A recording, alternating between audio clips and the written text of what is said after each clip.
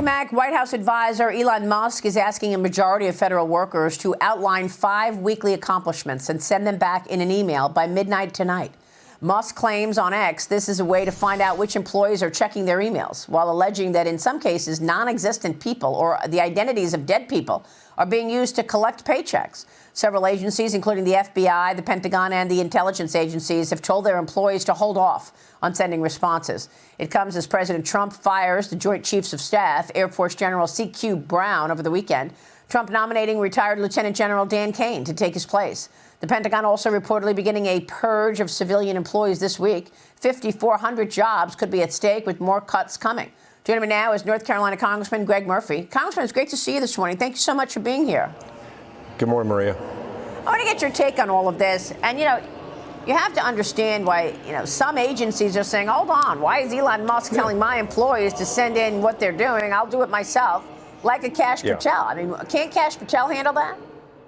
Yeah, I think those guys are reasonable. But look, Maria, Elon Musk was brought in as a new CEO, if you will, for a failing company. United States being kind of a failing government with all the fraud that he's finding out.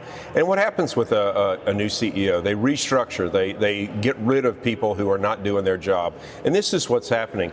Is things pushing a little too far? Maybe with the FBI and some of the other agencies. I think their chiefs are going to say that. But it's okay. Look, we lived through Washington in 4 years, and I looked down at the parking lot at CMS, and it was empty for 4 years. Last week, there were a bunch of protesters in there, and that was the most people I'd seen in that parking lot during the entire Biden administration. So, the purpose of what he's doing is the right thing to do for restructuring.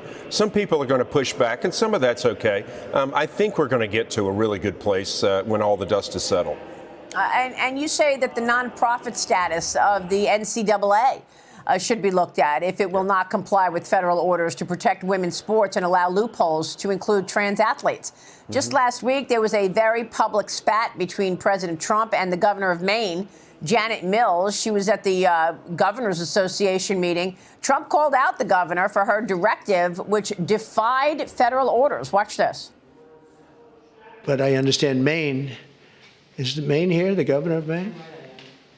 Down here. Are you not going to comply with it? I'm complying with state and federal laws. We are the federal law.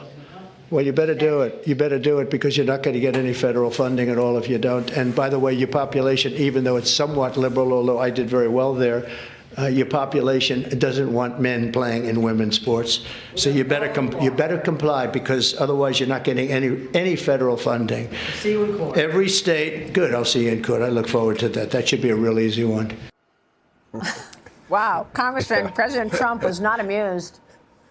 No, we've lived in bizarro world, Maria, for the last 4 years where people get to change their sex willy-nilly. And we've seen instances time and time where a man has dominated a woman in sports. I mean, even a poor volleyball player, a female volleyball player, was injured, had a severe concussion from a man slamming a ball into her. Look, I'm all about it's fine if those folks believe who they are, but they don't have the right. And Lord, I've been a physician for 35 years. Just taking certain hormones doesn't change your muscle structure, doesn't change your mitochondrial DNA. It does not change your advantage that men have over women. And for the NCAA now soft tracking it and backtracking it and saying that there's a thing called intersex, which there is, which is an extremely rare disorder, chemical, hormonal, DNA disorder, is using it as a false card, is absolutely true. Point blank, women should not be playing in men's sports any more than women are going and trying to play in the NBA. This is ridiculous. We're living in bizarro world. It's an 80-20 issue, and it needs to stop. I mean, who's the mayor listening? I mean, who's the governor listening to there in Maine? What does she see that we don't? I don't know. She's pandering to her far left constituents. And, as Carville said the other day, if you're going to get stuck on transgenderism, it's a losing issue. Meanwhile, let me get your take on what's going on in terms of these deals that President Trump is making. Yeah. French President Emmanuel Macron is set to visit with the president today at the White House. The Russia-Ukraine war is set to be a major topic, of course, but also tariffs likely. Ukraine's deputy prime minister now says they are in the final stages of negotiations on a minerals deal. They're committed to completing the deal as swiftly as possible after Ukrainian President Zelensky initially balked at signing any minerals deal that's considered repayment for aid that was given to him under the Biden administration. Zelensky told reporters at a press conference in Kyiv, we agreed that with Biden that this was a grant. A grant is not a debt. Zelensky also says that if it is peace for Ukraine and if you really want me to leave my post, I'm ready. He also added that he'd step down if Ukraine was granted NATO membership. I asked the Treasury Secretary, Scott Bessent, about it yesterday on Sunday Morning Futures. Here's what he said. The first part of this is a partnership between Ukraine and the U.S. that involves strategic minerals, energy, and state-owned enterprises where we set up a partnership and we are only looking forward. What it does not include is a military guarantee. But what it does include is an implicit guarantee that if the United States of America is heavily invested in the economic future, deal will be signed, and this will give President Trump a lever, and it will be a strong signal to Russian leadership that the U.S. is in a serious partnership with the Ukrainian people.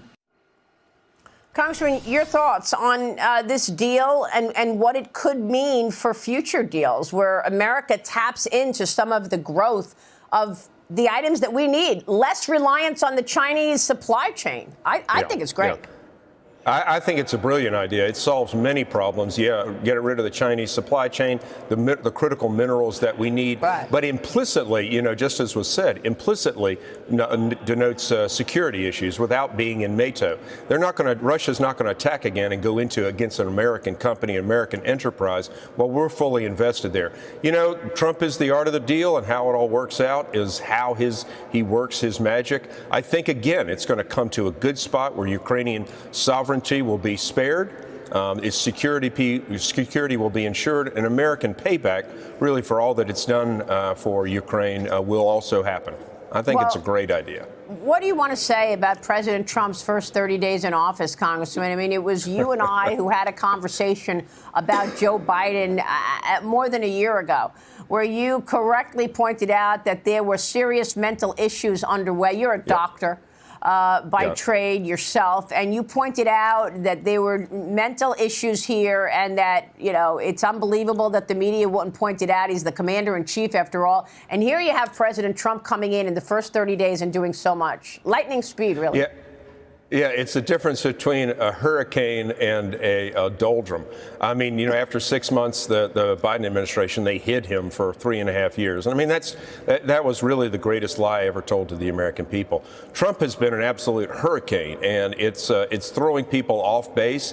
But the good thing is, where we're trying to bounce from one place to another, I think we end up like the calm after the storm, where things will resettle. Our federal government will resettle. As Musk pointed out, there are people who haven't been coming to work for 4 years and double dipping. So, it is a hurricane. There's a hell of a lot of chaos going on.